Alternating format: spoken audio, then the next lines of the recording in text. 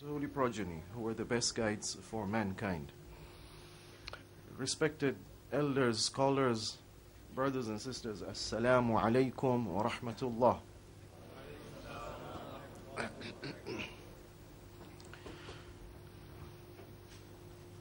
We begin tonight in our assembly to commemorate the event of Karbala. And this is in following the instructions and the guidance that has been given to us by the Imams of the Ahlul Bayt, alayhimus salam. In Biharul Anwar, volume 44, Allama Majlisi quotes a hadith which sets the tone for such gatherings. On page 285, he quotes a hadith from the 8th Holy Imam to Rayyan ibn Shabib. He said, Rayyan says, I visited the 8th Holy Imam on the first day of Muharram. So Imam asks him, have you fasted today? And Rayyan says, no. So Imam explains to him that this is the day on which Zakaria, the prophet, made a dua to his Lord and prayed, Rabbi habli min ladunka dhurriyatan tayyibatan innaka sami'ud du'a. O Lord, just like you have granted a child to Lady Maryam, and that was done in a miraculous fashion, meaning that the natural laws that operate in the universe have a higher dimension that overrule them. And though I'm old, and though my wife is old, Zakaria says, but I trust in you, and therefore I seek your help in getting the same gift that the Holy Lady Maryam was granted. فَاسْتَجَابَ اللَّهُ لَهُ, and Allah granted that dua, and Yahya was born to Zakaria. That's the first of Muharram. Whosoever fasts on this day and makes this dua, just like Allah responded to Zakaria, so also their prayers will be granted. Secondly, Imam alayhi salam tells Shabib, Rayyan, Yabna Shabib, Inna al-Muharram huwa al-shahru alladhi kana ahlu al-jahiliyyati fima mada يحرمون فيه الظلم والقتال لحرمته. The sacred month of Muharram has been declared to be haram in the Holy Quran. Haram meaning that fighting is prohibited in this month as in 3 other months, 4 months in the whole of the year. Dhil Qa'da, Dhil Hajj, to enable the assembly of Hajj to take place, and Muharram. Even the Jahiliyyah respected this law. But unfortunately, فَمَا عَرَفَتْ هَذِهِ الْأُمَّةُ حُرْمَةَ شَهْرِهَا وَلَا حُرْمَةَ نَبِيِّهَا. Unfortunately, this ummah did not recognize and did not respect the sanctity and the sacredness of this holy month. Or greater than that, the sacred status of the family of the Prophet. لَقَدْ قَتَلُوا فِي هَذَا الشَّهْرِ ذُرِّيَّتَهُ. They went and mercilessly killed his progeny. وَسَبُوا نِسَاءَهُ, and they captured and imprisoned his women, that means of the Prophet and the sons of the Prophet. وَانْتَهَبُوا ثِقْلَهُ, and they plundered their possessions. فَلَا غَفَرَ اللَّهُ لَهُمْ ذَلِكَ أَبَدًا. May Allah never have mercy on such debased people who don't qualify, despite God's mercy being unlimited, despite God frequently turning to every individual to somehow awaken him and to pull him to the right path. But some people become so debased, so deviant, so defiant, so sinful, that even the most merciful of all the Lords says, this person is damaged beyond repair, and therefore no mercy should be granted to them.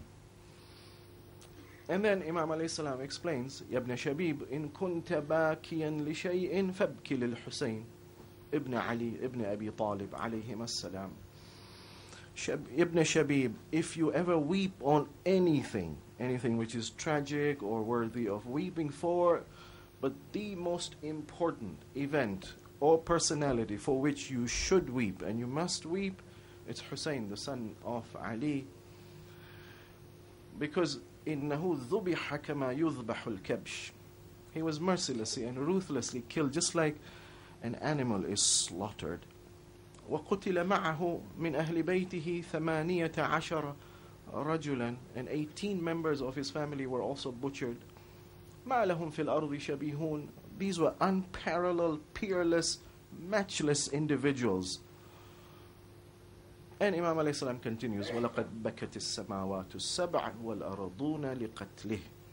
The tragedy was so horrific, so tremendous, so great, that even the inanimate objects in the universe also grieved and wept. How so? Inshallah, we'll look into that later. So, the tone of Muharram, the assembly, the gathering, the purpose, is set by these riwayat of the Ahlul Bayt alayhimus salam, a sample of which I quoted. Or take another example. The sixth holy Imam asks Fudail bin Yasar, Fudail, do you gather and do you assemble in the month of Muharram, and do you remember and do you weep and grieve for Imam alayhi salam? So Fudail says, yes, we do that. So Imam says, Inna tilka al-majalis uhibbuha. Yes, I like these sorts of gatherings. فَأَحْيُوا أَمْرَنَا, gather, commemorate, remind yourselves of our sacrifice, of the dhulm and the oppression that we suffered. رَحِمَ اللَّهُ مَنْ أَحْيَا أَمْرَنَا. May Allah have special grace and mercy on those who gather and who commemorate and who remember these events. This is an introduction. We, as the followers of the Ahlul Bayt, believe that the Ahlul Bayt are equivalent to the Quran, according to that famous tradition of the Holy Prophet sallallahu alaihi wasallam.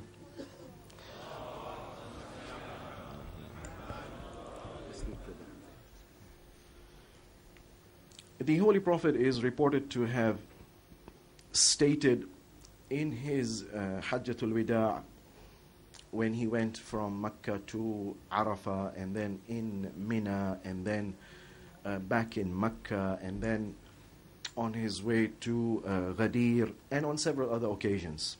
In his sermons, he would mention this phrase, that I am leaving behind two important legacies. إِنِّي تَارِكٌ فِيكُمُ الثَّقَلَيْنِ كِتَابَ اللَّهِ وَعِتْرَتِي, the Book of God and my Ahl Bayt. مَا إِن تَمَسَّكْتُمْ بِهِمَا لَن تَضِلُّوا مِن بَعْدِي. If you hold on to both of them, you shall not be misguided. فَإِنَّهُمَا لَن يَفْتَرِقَا حَتَّى يَرِدَا عَلَيَّ الْحَوْضِ. And they shall never separate, they are inseparable, till they arrive on the Day of Judgment at the cistern of Kawthar. The inseparability of the Ahlul Bayt from the Quran, as emphatically and repeatedly asserted by the Holy Prophet, indicates that inasmuch as the Quran has descended from above, from the highest levels of God's knowledge and wisdom, and indeed His Majesty, Yasin wal Quran al Hakim, innaka lamina al mursalin ala siratin mustaqim tanzil al Aziz al Rahim. This is a manifestation of God's mercy inasmuch as it is a manifestation of God's majesty. Don't you dare think that you can oppose it or overcome it. You can't challenge the majesty of God. Inasmuch as the Quran has descended from the highest echelons, so also the Ahlul Bayt alayhimus salam are the manifestation of the highest knowledge and grace and mercy and power and all the other beautiful names of God. Inasmuch as the Quran contains wisdom, Quran al-Hakim, so also the life of the Ahlul Bayt contains wisdom. Inasmuch as the Quran is لا يأتيه الباطل من بين يديه ولا من خلفه, it's infallible.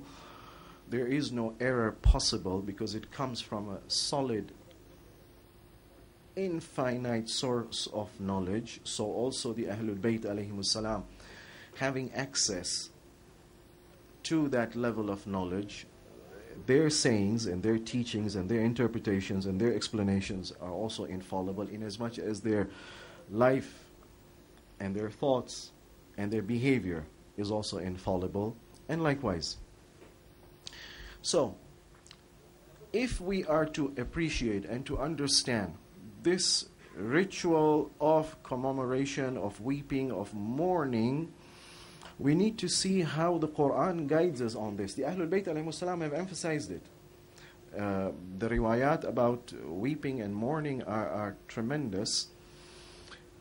But before I mention some of those riwayat, I would just like to lay the foundation from the Quranic perspective, because the two are inseparable. In the Quran, there's an amazing emphasis on commemoration and narration and reporting of the life histories of the apostles and the messengers of God. It's amazing. The amount of space that is devoted to this. There are some surahs which are mainly about a single prophet. So for example, chapter 11 Surah Hud, chapter 12 Surah Yusuf, chapter 14 Surah Ibrahim, chapter 20 is Surah Taha, but it is about Prophet Musa. Chapter 27 is Naml the ant, but it's about Prophet Sulaiman. Chapter 28 Surah Qasas is mainly about Musa alayhi salam. Chapter 31 about Luqman, if we take him to be a prophet. Chapter 33 about the Holy Prophet sallallahu alayhi wa alihi. Chapter 47 by the name of the Holy Prophet sallallahu alayhi wa alihi. Surah Fath, chapter 48. Chapter 58 Surah Mujadila. Chapter 71 Surah Nuh. That's a huge number. Then there's a second group of surahs where not one but several prophets are mentioned collectively. So chapter 7 A'raf, 5 or 6 prophets are mentioned, and quite a lot of detail. Chapter 11 Surah Hud.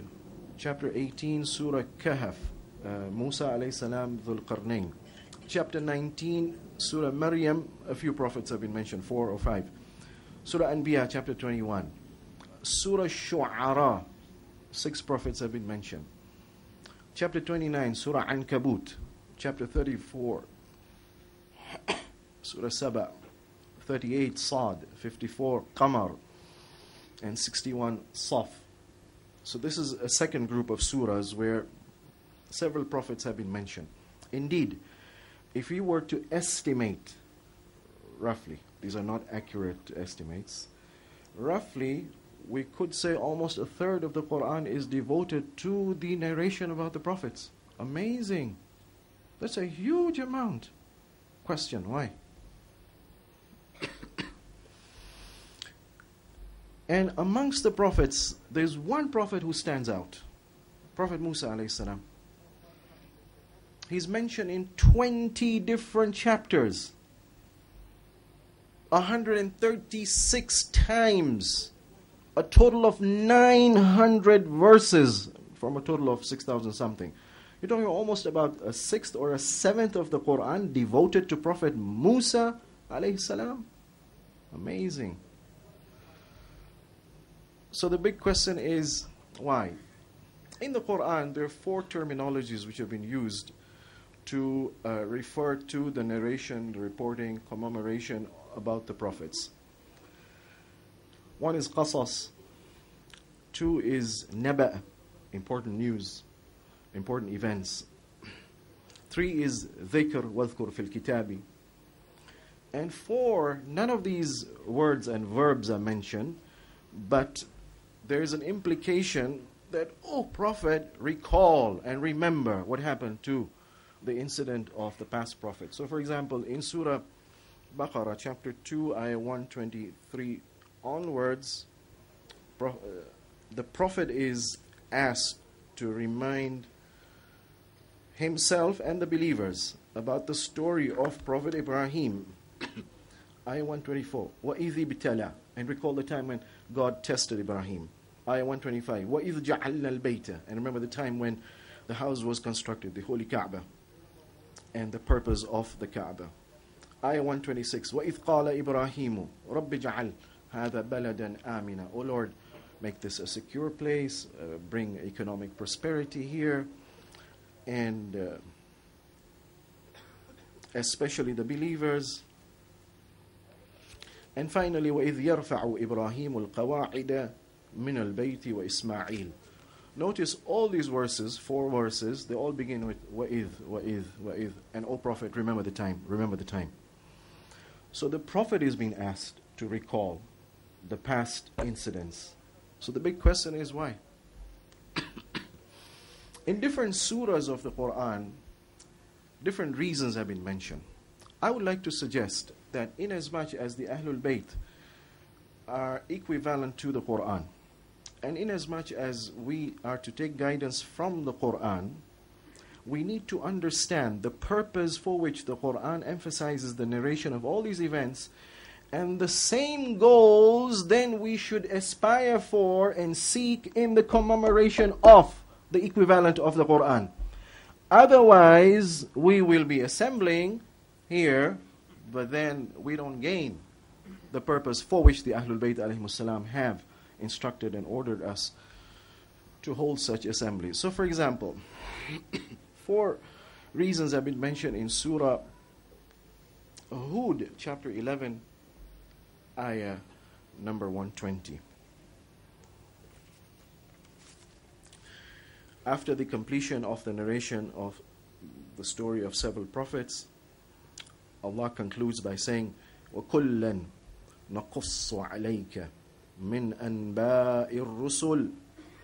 And all these details that we have mentioned to you, O Prophet. Oh, incidentally, the narration of the prophet about the prophets is to the Holy Prophet sallallahu alaihi wasallam.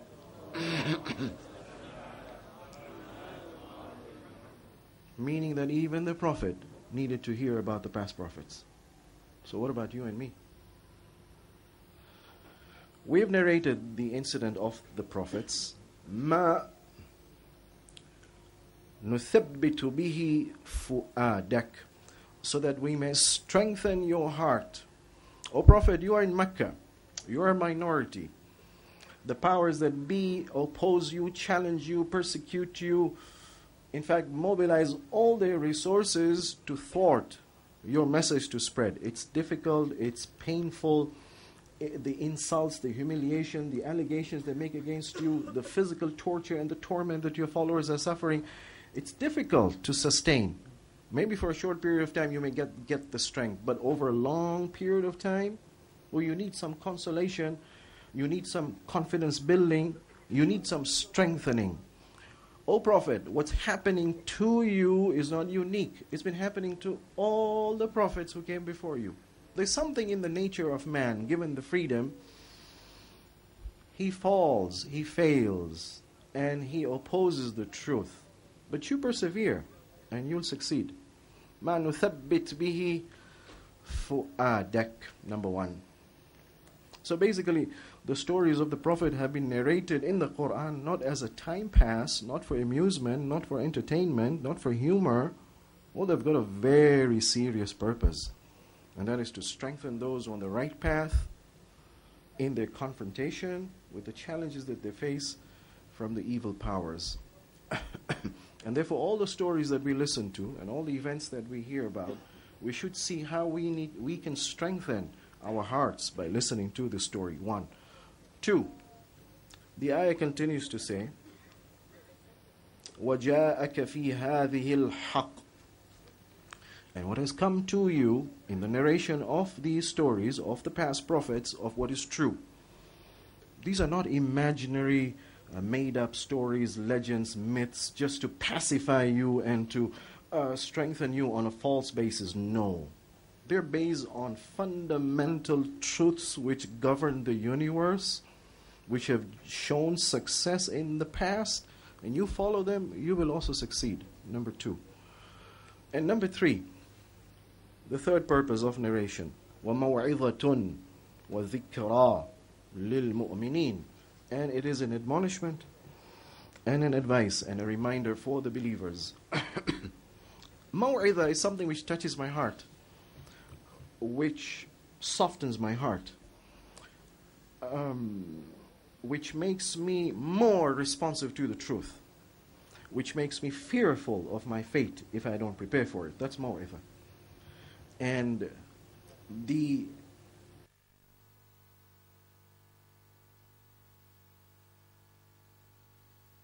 night, God and what happened to them should alert me, should awaken me, should soften my heart. وَذِكْرَى, and it's a reminder. Man tends to get so busy and preoccupied, material world, narrow for time and space, constrained world, and we forget there are higher realities, that there is a day tomorrow of accountability, that there is a higher power ruling the universe. We tend to forget these realities.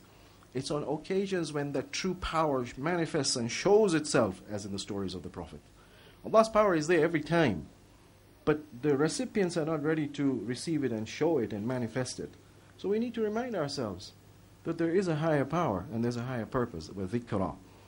But there's a condition for all these four effects to take place, and that is lil mu'mineen. We must believe, yes, that there is a God. Yes, He has a purpose. Yes, He has entrusted us with certain duties and responsibilities. And He has promised us that if you support the cause of truth, you will see truth will prevail, even if your numbers are small. But provided you have faith, provided you're determined, provided you're God-fearing, and provided you're reliant. Four basic conditions for success, as mentioned elsewhere in the Quran. So, four goals that we need to keep in mind as we listen to the narrations. Take another example. Surah Yusuf. Only one prophet mentioned in this surah, but towards the end, the purpose of the narration is mentioned. Chapter 12, ayah number 111.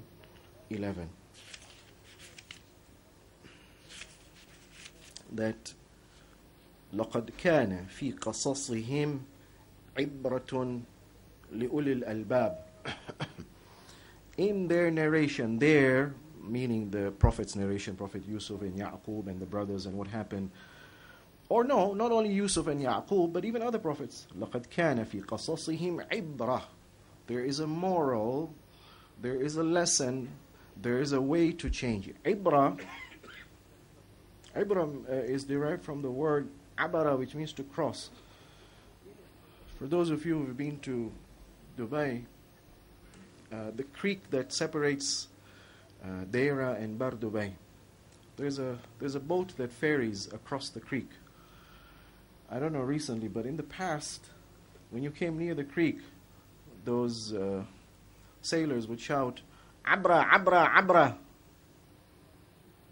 We can ferry and cross, take you across from this side to the other. These stories are shouting us to us, "Ibra, ibra, ibra." Are you going to cross from the point of just listening or visualizing the narration, cross over to see what is the underlying principle, the message, the theme of truth that is being manifested and exposed in this story, which will then bring about a change in me? And that's why the ibrah is not for everyone. It's not for the listeners, the story. The story and the lessons are for li'ulil albab, those who reflect, those who ponder. We must take time to pause and to reflect.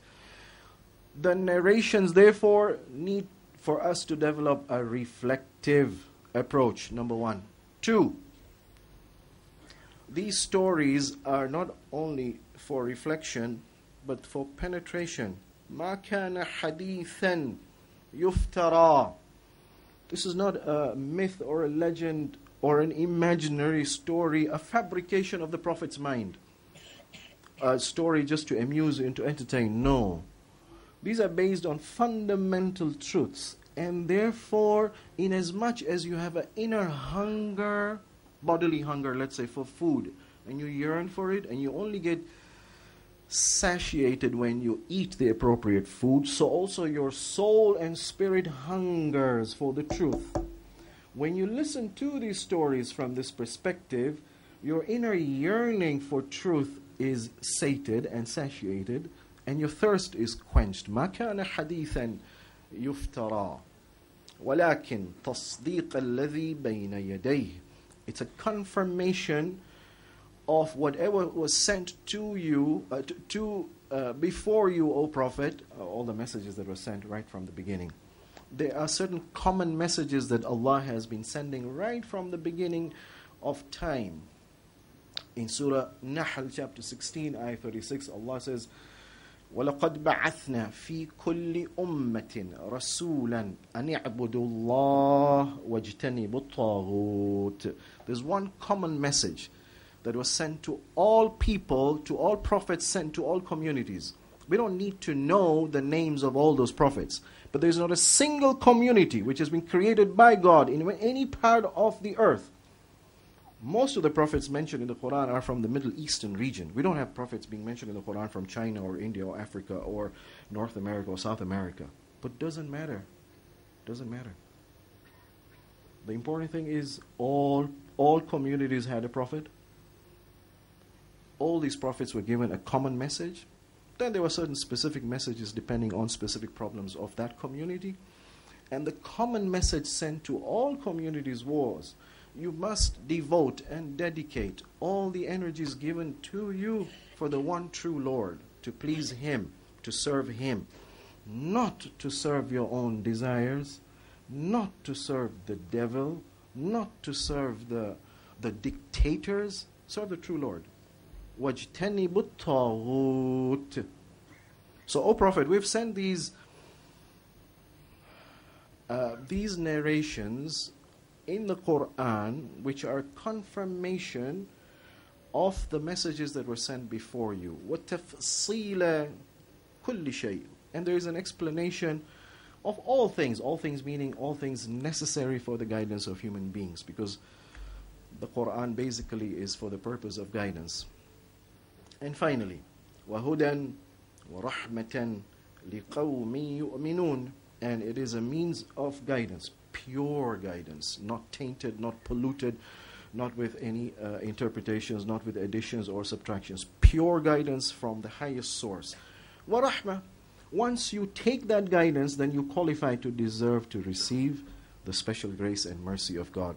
You'll get success in your spiritual life, in your emotional life, in your mental life, in your personal life, in your family life, in your community life. Rahmah.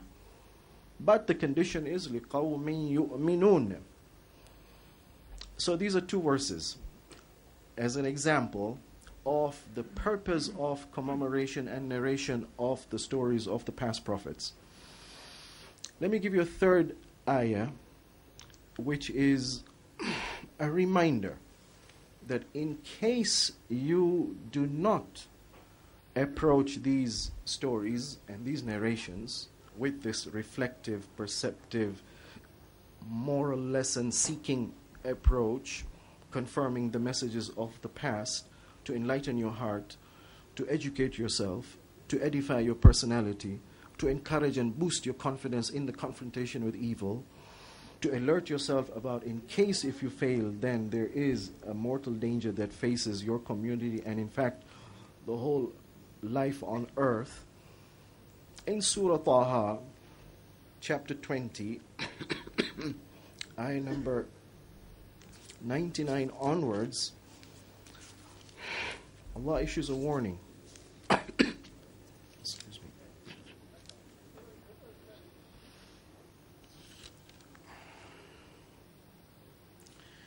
The ayah says, كَذَلِكَ نَقُصُّ عَلَيْكَ مِنْ أَنْبَاءِ مَا قَدْ سَبَقَ. O Prophet, these are the details of the stories that we have narrated to you. Incidentally, Surah Taha talks extensively about Prophet Musa alayhi salam. وَقَدْ آتَيْنَاكَ مِن لَدُنَّا ذِكْرًا. O Prophet, we have given you, and through you, the rest of mankind, starting with your followers, ذِكْرًا, a reminder of what is true, a reminder of the higher reality, a reminder about the future. مَنْ أَعْرَضَ عَنْهُ فَإِنَّهُ يَحْمِلُ يَوْمَ الْقِيَامَةِ وِزْرًا. But beware, the choice has been given, the information has been provided. you decide not to listen to it or to